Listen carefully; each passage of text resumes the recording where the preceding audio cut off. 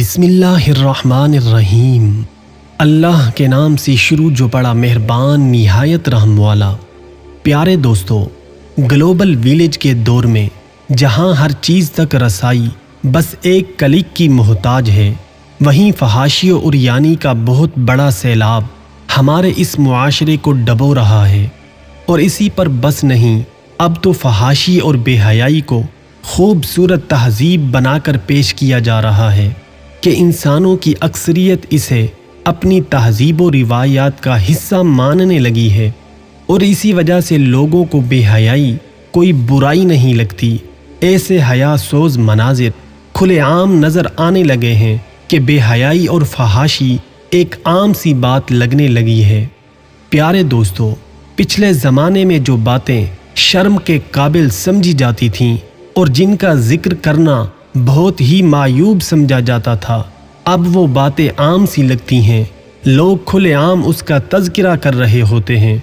इसकी मिसाल मौजूदा दौर का मीडिया भी है, जिसमें हर चीज़ खुलेआम दिखाई जा रही है, जिसमें मर्द और औरत का इख्तिलात, औरतों का बन सवर कर मंजर आम पर आना, औरतों की नीम बरहना और उरियां तस्वीर की नुमाइश, स्टेज पर औरतों का नाचना, ड्रामों और फिल्मों में शराब नोशी, फजूल गोई, बद कलामी और अलल ऐलान बुरे कामों का इर्तिकाब करना और पोशीदा जिनसी जराइम की खुलेआम तशहीर करना। प्यारे दोस्तों, वीडियो अगर पसंद आए तो वीडियो को लाइक और चैनल को ज़रूर सब्सक्राइब करें। प्यारे दोस्तों, हुजूर सल्लल्लाहु अलैहि वसल्लम ने इरशाद फरमाया, इदा फातकल हयाउ फफ़अल मा शिअता, कि जब हया मर जाए तो फिर जो चाहो करो। औ कमा काला अलैहिस्सलातु वस्सलाम। इसलिए जब इंसानों से हया जाती रही तो उसी हज़रत इंसान ने नई तहजीब के नाम पर फहाशी का सैलाब बर्पा कर दिया। प्यारे दोस्तों, फातिह बैतुल मुक़द्दस सुल्तान सलाहुद्दीन अयूबी का मशहूर कौल है कि जिस कौम को तबाह बर्बाद करना हो, उस कौम के जवानों में फहाशी और उरियानी फैला दो।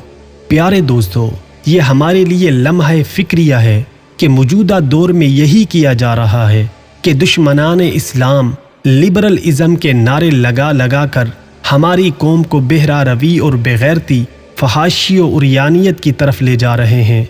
अफसोस की बात यह है कि हमारा हर तबका और ख़ुसूसियत से नौजवान तबका बड़ी तेज़ी से फहाशी का शिकार हो रहा है।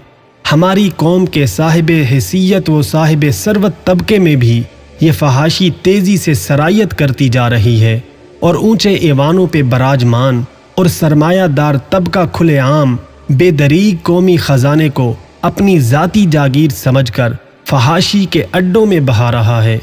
अफसोस ये कि लिबरल तबका दुश्मनान इस्लाम की इन चालों को समझने से कासिर है और अपनी वक्ती अयाशी के लिए अपनी आखिरत को कुर्बान करने में तुला हुआ है।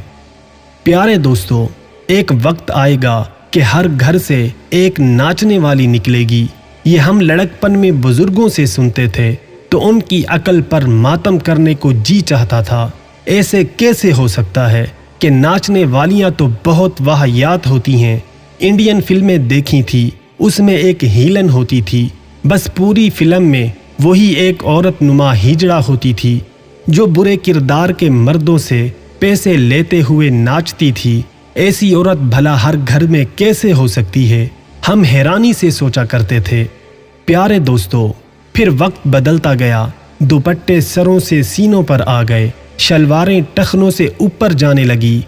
कोई बुजुर्ग रोकता तो हम ही रास्ते में आ जाते। क्या हो गया है? इतनी हसासियत क्यों? लड़की है तो क्या इसकी जान लोगे? जीने दो इसको भी। ज़रा सी टांग नंगी हो गई तो क्या क़यामत आ जाएगी? कुछ नहीं होता, फैशन है। बस कॉलेज में ज़रा मॉडर्न लुक देनी होती है बच्चियों को। और जब माएँ भी बैक फुट पर चली जाती, दुपट्टे सीनों से कांधों पर चले गए, फिर गायब होने लगे। फैशन है, फैशन। ये जो फैशन होता है ना, ये एक्सेप्टेंस का कल्चर होता है, बल्कि कल्चर से भी ज़्यादा स्ट्रॉन्ग कोई चीज़, जैसे सुन कर देने वाली कोई दवा। प्यारे दोस्तों, इंसानी मुआशरे में हया आहिस्ता आहिस्ता ख़त्म करो तो हो ही जाती है। اور اگر یکدم کرو گے تو انسانی فطرت احتجاج کرتی نظر آئے گی۔ تو فیشن بڑھتے گئے، کپڑے گھٹتے گئے۔ مقصد عورت سے اس کی فطرتی حیات چھین کر اس کو نچانا تھا۔ معلوم ہے برا لگے گا کہ ایسے کیسے ہو سکتا ہے۔ پھر ڈیجیٹل دنیا آ گئی، سمارٹ فون نے سمارٹ ٹی وی ہر ایک کے ہاتھ میں دے دیا۔ سوچئے اگر حیا کو پہلے سے نہ ختم کر دیا ہوتا تو 1000 ڈیجیٹل ٹک ٹاک آتے، اور کیا لڑکی اس کی اسکرین پر ناچتی؟ جن کی حیا ذرا سی سسک رہی تھی وہ باقیوں کو ناچتا دیکھ کر ہی ختم ہو گئی، اور جو پھر بھی ثابت قدم رہیں تو ان کے لیے ناچنے والیوں کے انٹرویوز آ گئے۔ 1 کروڑ، 2، 8، 10، 50 کروڑ کمانے والے انٹرویوز نے رہی صحیح کسر نکال دی۔ فاقے کرنے والی کی بات تو چھوڑ دیں، وہ تو جسم بیچنے کو جائے تو اللہ رب العزت اور اس کا معاملہ۔ یہاں مڈل کلاس اور سفید پوش طبقے کی لڑکی جب دیکھتی ہے کہ کروڑوں کمانے والی کا حسب و نسب کوئی نہیں پوچھتا تو اس کا حوصلہ بڑھ جاتا ہے۔ پھر معاشرے میں ڈراموں سے لے کر مغربی فیمینزم کی آڑ میں محض عورت کو رنڈی بنانے کا ہی کام جاری رہا۔ چائنا نے ایک ایپ دی ٹک ٹاک، پھر اسٹریمنگ ایپس کا طوفان آ گیا، مگر چائنا نے اپنے ملک میں ایسی بے حیائی کو روک دیا اور محض اپنے لیے مفید کنٹینٹ کی اجازت دی، جبکہ ہمارے ہاں ٹک ٹاک پر اور دیگر اسٹریمنگ ایپس پر عورت ناچنے لگی۔ آج ان ایپس پر 90% ناچنے والی ویڈیوز کا بیک گراؤنڈ ایک گھر کا بیڈ روم یا لیونگ روم ہوتا ہے، اور ناچنے والی ایک گھریلو عورت ہر گھر سے ناچنے والی نکلے گی۔ یہ بات آخر کار سچ ہو گئی۔ پیارے دوستو، اپنی رائے کا اظہار کمنٹ سیکشن میں کمنٹ کر کے ضرور بتائیں، اور اللہ رب العزت ہم سب کو فحاشی و عریانی کے اس سیلاب سے محفوظ فرمائے۔ آمین ثم آمین۔ السلام علیکم ورحمۃ اللہ وبرکاتہ۔